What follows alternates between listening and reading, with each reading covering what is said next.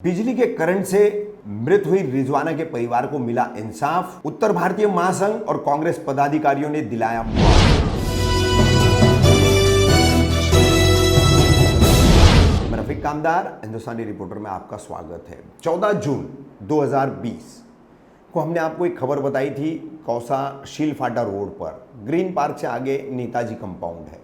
इस नेताजी कंपाउंड के पीछे कई बंजारों की झुग्गी झोपड़ियाँ बसी हुई थी। इन्हीं में से 14 जून को सुबह 8 साढ़े 8 बजे एक रिजवाना नामक महिला अपने बच्चों के साथ निकली थी, मगर रास्ते में बड़े बड़े गड्ढों में पानी भरा हुआ था और वहीं से एक इलेक्ट्रिक पोल का टूटा हुआ केबल इसमें पड़ा हुआ था और उस कारण करंट फैलने के कारण पानी में करंट है ये रिजवाना को पता ही नहीं था और वो उसमें से चली गई।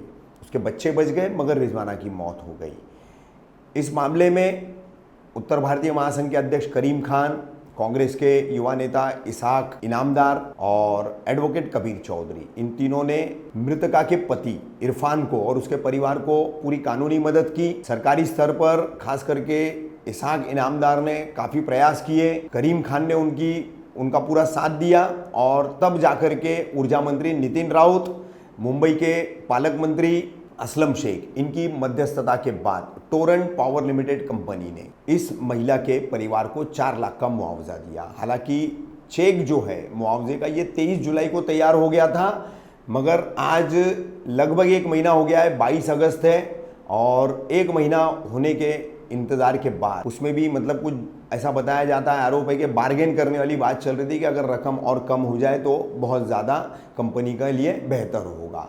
मगर इन लोगों के डटे रहने की वजह से आखिरकार शेल टाइगर पुलिस स्टेशन में मृतका रिजवाना के पति इरफान को जो है ये चेक सौंपा गया। इस पूरी कानूनी लड़ाई को लेकर के 22 अगस्त को एक प्रेस कॉन्फ्रेंस की गई। उसमें एडवोकेट कबीर चौधरी, कांग्रेस के नेता इसाक इनामदार और उत्तर भारतीय महासंघ के अध्यक्ष करीम खान और मृतका के पति रिजवान खान ने क्या बातें रखी, किस तरीके से ये पूरा मामला हुआ, वो उन्होंने पूरा बताया जो हम आप तक पहुंचे। भाई क्या कहेंगे करीम भाई, क्या ये पत्रकार परिषद का जो आयोजन किया गया, क्या किस मकसद के लिए? ये हुसैन भाई, ये 14 जून को शीलफाटे पे एक दर्दनाक मौत हुई है। ये आप लोगों को ही पता था, सोशल मीडिया पे भी आप लोगों ने देखा होगा और हम लोगों ने इंटरव्यू भी दिया था। उसका कंप्लेंट हम लोगों ने किया टाइगर पुलिस स्टेशन के वरिष्ठ निरीक्षक को, पुलिस निरीक्षक को, और टोरेंट कंपनी के जो एमडी थे उनको भी हम लोगों ने लेटर दिया था। ये इरफान और इसकी वाइफ का नाम रिजवाना, जो 2 बच्चे गोद में लेकर के जा रही थी शीलफाटे पे नेता कंपाउंड। पानी में इनका जो केबल था वो फटा हुआ था, केबल पानी में पूरा करंट था और जैसे ही वो महिला ने कदम रखा उसमें तो एक बहुत अच्छा हो गया कि माशाल्लाह दोनों बच्चे गोद से गिर गए। लेकिन इत्तेफाक की बात, ये दर्दनाक मौत हुई कि वो लेडीज़ उसी पानी में गिर करके जगह पे ही उसकी मृत्यु हो गई।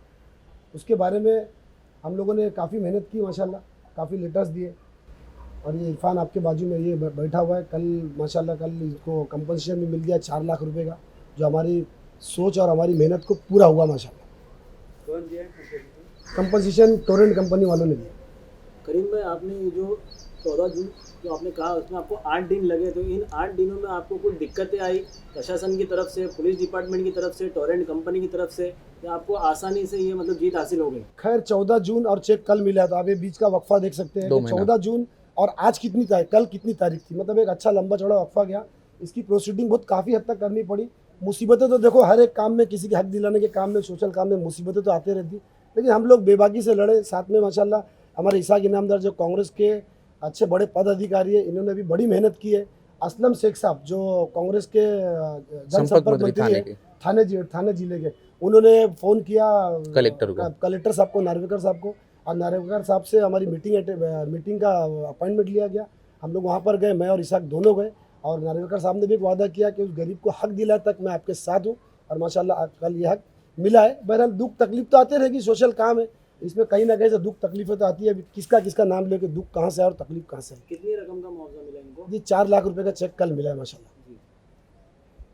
ये प्रेस कॉन्फ्रेंस करके मतलब क्या बताना चाह रहे थे? बताना हम ये चाहते हैं, लोगों में एक अवेयरनेस ये डालना चाहते हैं। यूसुफ भाई, हमारा सबसे मेन अहम मकसद ये है कि प्रेस कॉन्फ्रेंस लेने का कि लोगों में ये जागरूकता होना ज़रूरी है कि MSEDCL हो या टोरेंट कंपनी हो या कोई भी XYZ प्राइवेट कंपनी हो, अगर उनकी लापरवाही से किसी भी गरीब की या अमीर की या किसी भी मजलूम की मौत होती है तो लोग इसी तरीके से जिस तरीके से हम लोगों ने प्रोसीडिंग की, जिस तरीके से हम लोग पीछे लगे रहे उनके, उस तरीके से हर लोगों का काम है। इस तरीके से गरीब का, अमीर का, सबका, अगर किसी की घर की मृत्यु होती है, किसी का एक्सीडेंट होता है, किसी की टांग जाती है, किसी की आंख जाती है, तो इसके लिए सारा समाज मिल करके, एक होकर के अगर हक की लड़ाई लड़ेंगे तो नतीजा इंशाल्लाह जो मिला है वो नतीजा। करीम भाई, अभी के लिए आपने इनको मुआवजा दिला दिया, लेकिन आगे के लिए ऐसा हादसा ना हो, इस चीज़ को लेकर टोरेंट कंपनी ने आपको कुछ आश्वासन दिया या ऐसा कुछ को किया? खैर ये तो एक खुशनसीबी बोलूँ या बदनसीबी बोलूँ, इसके पहले मैं आपको बताता चलूँ कि इसके पिछली जो बरसात गई है हमारे सील फाटे पे सेम एक ऐसे एक्सीडेंट हुआ कि ओवरहेड वायर, एक 16 साल का बच्चा नीचे से जा रहा था, ओवरहेड वायर है, आप लोगों को भी नॉलेज में होगा, ओवरहेड वायर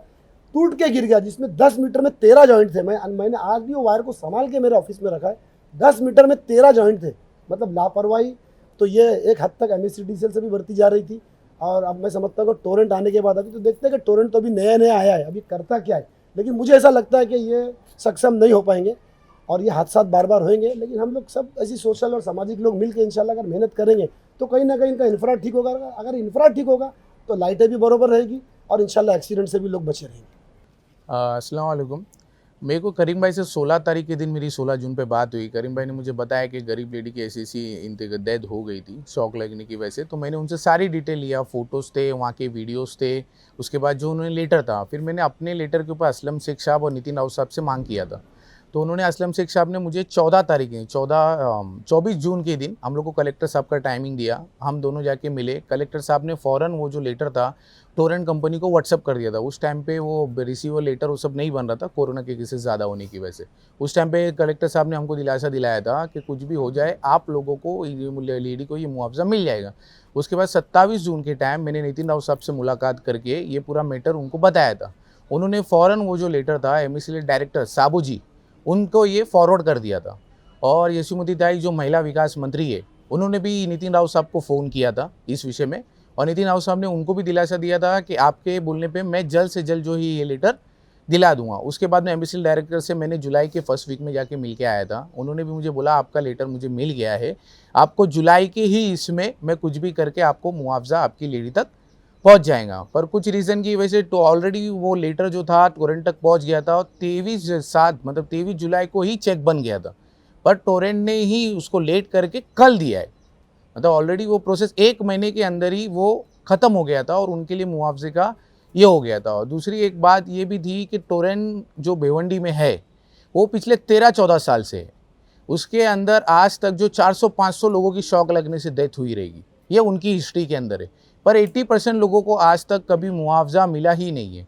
जो पॉलिटिकल प्रेशर, सोशल वर्क के प्रेशर से जो मिला है 50,000 से लेकर 2.5 लाख रुपए तक। पर पहला ही ऐसा एक्सपीरियंस होगा मुमरा के अंदर जो टोरेंट पावर ने 4 लाख रुपया 1 महीने के अंदर एज अ मुआवजा इनको दे दी गई है। इरफान भाई क्या कहेंगे, जो मुआवजा मिला उसको लेकर क्या कहोगे? हम ये कहना चाहते हैं कि हमारे करीम भाई और जो साथ में थे सबको मैं शुक्रिया अदा करना चाहता हूँ। इन्हीं लोग की वजह से आज हमें 4 लाख का मुआवजा मिला है।